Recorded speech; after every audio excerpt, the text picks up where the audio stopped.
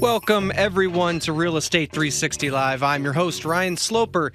For those of you not familiar with the show, my guests and I will cover every angle of real estate under the sun, from interest rates to the economy to what's happening in Washington. Anything that affects our local real estate markets will be covered here. If you got credit issues, you can call me.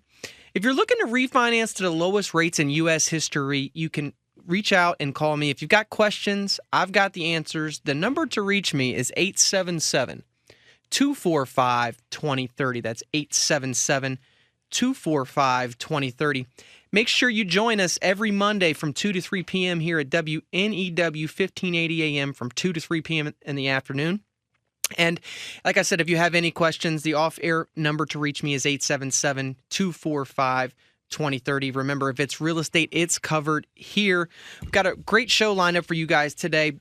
Joining me on our panel to discuss many of the issues is Louis Cammarosano, who is the general manager of HomeGain. Louis is often cited in the media as an industry expert in the Wall Street Journal, Forbes, CNN Money, Fox Business, Smart Money, MSN, and numerous others.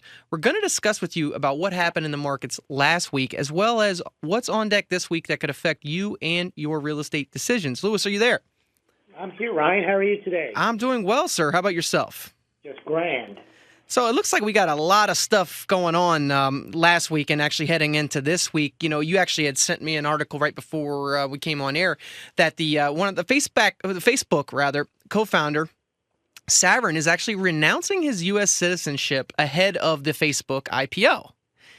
That is, it's a pretty an amazing story, I think. I mean, I really feel like this could actually lead to many other people doing the same things.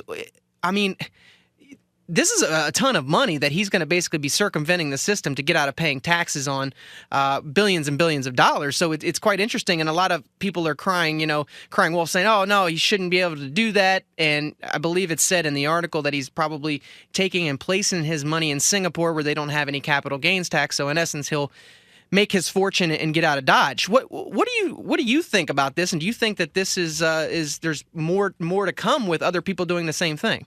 Well, having spent time overseas, I know it is. The United States is, I think, the only country in the world that lays a claim on worldwide income. So just because you leave the United States and earn your income offshore, you still have to pay U.S. taxes. Now, for somebody like him, he's going to have to pay a lot of money, and he's going to probably make 30% more as a result of not being a U.S. citizen. I don't know if the article mentioned, but he wasn't originally a U.S.-born citizen. I think there's issues of patriotism and so on when a natural-born citizen leaves. But when somebody becomes a citizen, I think he became a citizen in the late 90s, came from another country. I think he's from Brazil. So it's probably a lot easier to renounce your citizenship. But it does highlight that if the U.S. wants to be competitive with wealthy individuals and those who can move cross-border and can continue to earn that type of money, that they have to examine the tax rates and the taxation of its citizens. Yeah, I would agree with you wholeheartedly there. And I mean, I think that's more of what I was getting at is that you would think that, if the United States was a more competitive place to have your business and to live, that this wouldn't even be an issue. This wouldn't even be a thought. And the fact that it is, whether he was naturally born citizen of the United States or not, I still think that the United States has a long way to go to make this, a place that's more appealing for businesses that would like to come here and individuals that like to come here and reside here. And individuals who want to stay here. Yeah, absolutely. I mean, he's basically saying, I don't really care if I return to the United States after I make my fortune. So I would say that's pretty telling. And that would have been unheard of because for at least 100 years or more, people have literally been dying to get into the United States. You didn't see an outflow of individuals. And I heard also now that the influx on the borders, people trying to get into the United States, has gone down. And in fact, I think there's been a net outflow in the last year. It's not surprising. The cost to live in the United States isn't really, all that great at the moment.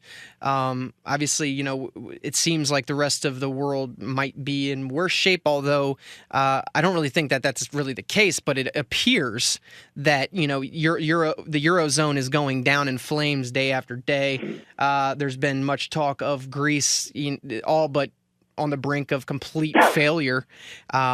It seems as though at any point it looks like Greece is going to be, falling out from the actual rest of the European Union there. I don't know what your thoughts on that are, but it looks like it's heading that way.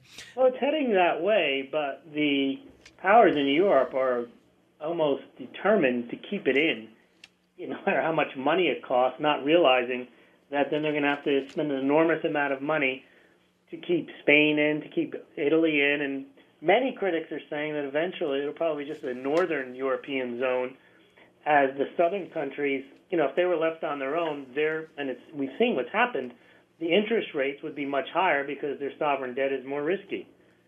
So there, too, you have the same thing with the central bank for years kept the Eurozone interest rates artificially low by allowing the southern countries to piggyback off of the low interest rates. And so what they did was they took advantage of the low interest rates and they borrowed more money and funded more government programs with that money.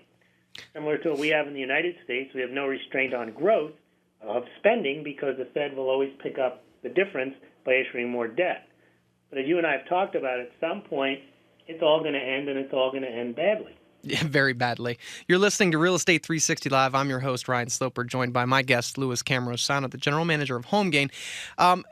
It's interesting because everybody's like, okay, well, how do all these events that are going on in the world in the United States affect, real estate and interest rates and all that? And it's very important to be well versed in what's going on with the rest of the world, because a lot of what's going on, these events in Europe and what's going on with the Fed here, they affect interest rates on a daily basis, directly and probably in the most significant ways. Absolutely. And right now, we're speaking of Europe, so likely for just Ryan, because you and I, are interested in what happens overseas because we're Europhiles. No, not at all. And I mean, I think that listeners, you guys are listening to us talk about this week after week, and it is important. The reason why we talk about it is just so that, there is some basis behind what we're saying.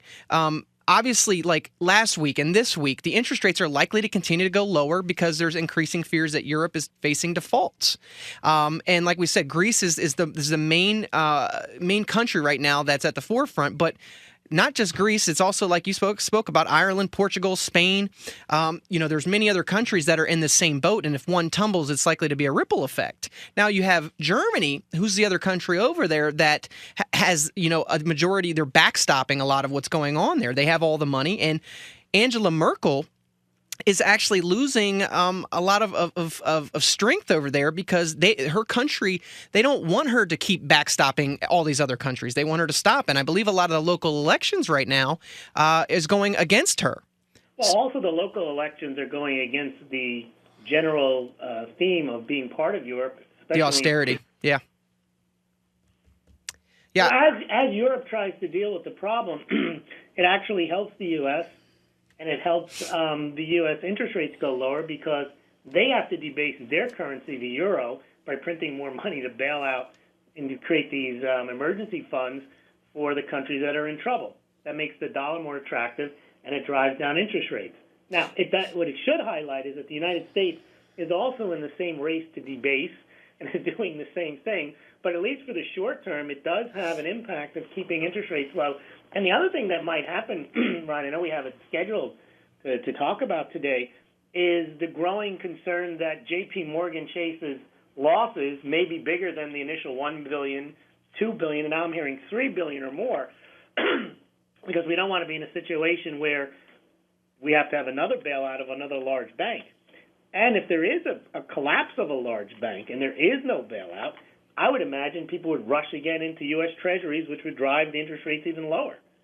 And what's really interesting about that, what you're talking about with J.P. Morgan Chase, for those of you not familiar with the situation, the chief investment officer was actually stepped down, I believe is the way that they've actually labeled that. I think forced out is the better word, after the bank had revelations that they took somewhat of a $2 billion loss in like a 6-week period on some sort of derivatives there. And I think from reading further, Louis, it looked like they were actually banking on the 10-year Treasury yield. It looked like they were actually thinking that the 10-year Treasury yield was going to go higher when it was at like 2.15%. And now we're down at like 1.85%, and it doesn't seem like that much of a jump. But when you're talking about billions of dollars, that's a big, huge loss there. Well, it's a huge loss, and what we also don't know is what all the other side bets and how it's all intertwined with all the other counterparties. Because you can bet if J.P. Morgan loses money, somebody else is losing money somehow as a derivative of that. Absolutely. And when that happens, and someone loses money, and then they can't pay somebody that they owe, then the person who is going to get the money from that person, they have troubles, and it really does have a ripple effect. So the larger this thing grows, it could turn out to be another Lehman moment. Now, of course, they're saying now they don't think that it is, but that's because financial journalists don't really go and look at, and probably don't have access to exactly how all these derivatives are intertwined. They've only been general stories about the London whale and the collateralized debt obligation, U.S. Treasury rate, but they're all talking in generalities. They're not talking specifics. And J.P. Morgan, as far as I know, has not issued any specifics on the trade other than kind of why they got in trouble and why that it was sloppy. Well, you can imagine if they're admitting to a $2 billion or $3 billion error, that it might be a lot larger. I would venture to say that it most likely is. CEO Jamie Dimon, in the interview aired on Sunday on NBC's Meet the Press, said the derivatives trades were sloppy and stupid. Interesting, though. Dimon is on the board of governors with the Federal Reserve in New York. Governor of the New York Federal Of the New York, Reserve. exactly. So if there's a problem, you know where he goes. Exactly my and thoughts. That highlights the fact that the Federal Reserve is a private bank of which the main banks own control of. Yeah. It's not something that the U.S. government controls. It's something that the private banks control. And it allows for these big banks to make, these risky investments that whether they win or they lose, they're backstopped at all times. And which is, as Joe Pesci says in, I think it's Goodfellas, if they win, they win. If they lose, they still win. Yeah, and my question is, for all the people that are out there right now trying to obtain a mortgage or a commercial loan for their business and they're not able to, the Fed is essentially lending money for free to these monsters banks to do what they want, which is basically make risky investments, hope that they win, and if they don't win, then the Fed's going to give them more money anyway, while the rest of the people out there that are trying to survive and struggling to make their business work can't get a dime. And the moral hazard is that, well, if you put money in J.P. Morgan Chase or any other large bank, you've got the FDIC backing it up. So if J.P. Morgan goes out and loses a lot of money, well, then the taxpayers pay the FDIC insurance to make sure the depositors don't lose any money. And I believe it was Elizabeth Warren who was head of the TARP, and also Sheila Bair with the FDIC that had came out and basically said that it's definitely a conflict of interest now that they've reported this $2 billion blunder. Well, it's a conflict of interest even if they don't report it. Oh, that's my whole point. This was a conflict of interest way back when. But now, all of a sudden, since this happened, it's kind of like somebody knows that their head's on the chopping block again, and now that they're hoping that they're going to enforce the Volcker rule sooner rather than later because that would, keep this type of thing from happening. Bottom line is there's always going to be a loophole that somebody's going to exploit. And as long as the Federal Reserve is there to backstop all these, monster banks, nothing's going to change. Well, also, you also have the revolving door between the large banks and the people who work in government in the Treasury Department. I mean, Henry Paulson was in the Treasury, and 6 months before TARP, he was the head of Goldman Sachs. So the policies are created for and by the banks, it appears. Yeah, it definitely seems that way. My hope is that at some point, the Fed is dealt with because, until we ultimately deal with this debt situation that we have on our hand and we actually decide that we're going to cut spending instead of the continuation of printing of money, it's going to get worse. And Ron Paul did hold hearings, congressional hearings, on various things that could be done with the Fed, eliminating the dual mandate, or even getting rid of the Fed. But those, again, are just hearings. Absolutely, which probably won't go too far. Well, what they'll probably go to is, they've got limited audit rights now. But knowing about stuff after it happens is not the same as being able to prevent large sums of money just flowing out of the Fed wherever they choose to send it. Yeah, absolutely. Well, we're coming up on a break, Louis. When we come back, we're going to get into this week's market movers and also Ally's mortgage unit files for bankruptcy. When we come back, stay right there.